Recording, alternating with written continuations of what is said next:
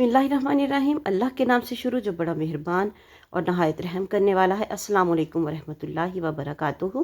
लाखों करोड़ों दरूदो सलाम नबी पाक सल्लल्लाहु अलैहि वसल्लम और उनकी आल पर।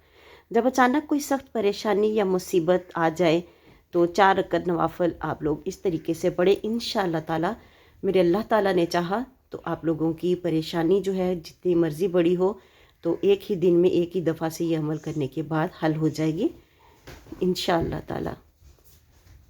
अगर आप पर अचानक कोई परेशानी या मुसीबत आ जाए तो आपने 4 रकत नमाज नवाफिल इस तरह से अदा करने हैं कि पहली रकत में सूरह फातिहा के बाद 41 मरतबा सूरह इखलास पढ़नी है। आपने सूरह इखलास यानी कि कुल हुवल्लाहु अहद पूरी सूरत आपने पढ़नी है। फिर दूसरी रकत में सूरह फातिहा के बाद 31 मरतबा सूरह इखलास पढ़नी है।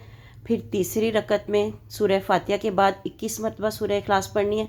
फिर चौथी रकत में सूरह फातिहा के बाद 11 मरतबा सूरह इखलास पढ़नी है। तो वीडियो आपने एंड तक देखनी है। मैं आप लोगों को ये भी बताऊंगी कि जब 4 नवाफिल हम लोग इकट्ठे पढ़ते हैं तो उनको कैसे पढ़ा जाता है। फिर उसी जगह बैठकर सूरह इखलास पढ़ के आपने चौथी रकत पढ़ने के बाद उसी जगह बैठकर 41 मरतबा दुरूद इब्राहिमी पढ़ना है। फिर सजदे में सर रखकर 100 मरतबा या अल्लाह पढ़ना है। फिर सजदे से सर उठाकर अल्लाह से अपनी परेशानी से निजात के लिए दुआ मांगनी है। इंशाअल्लाह ताला आपकी जो भी परेशानी होगी अल्लाह ताला आपकी उस परेशानी को उसी वक्त दूर फरमा देगा। मगर एक बात अपने जहन में ज़रूर रखें कि यह नवाफिल आपने नमाज फ़जर और नमाज असर के बाद नहीं पढ़ने हैं। इसके अलावा आप जिस वक्त भी पढ़ना चाहें पढ़ सकते हैं। और मकरूह औकात का भी आपने ख्याल रखना है। वो मकरूह औकात में भी आपने ये नवाफिल नहीं पढ़ने।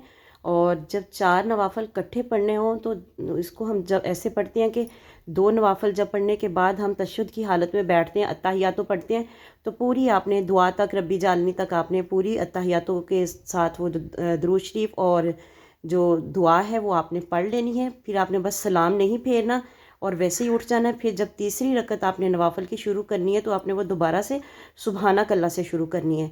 तो इसी तरीके से आपने ये 4 नवाफिल पढ़ने हैं। इस तरह नहीं पढ़ने के दूसरी रकत में जो है दुरूद शरीफ तक आपने अत्तहियातों के बाद दुरूद शरीफ तक नमाज़ पढ़ी और फिर आपने खड़े होकर अलहम्द शरीफ से शुरू कर ली।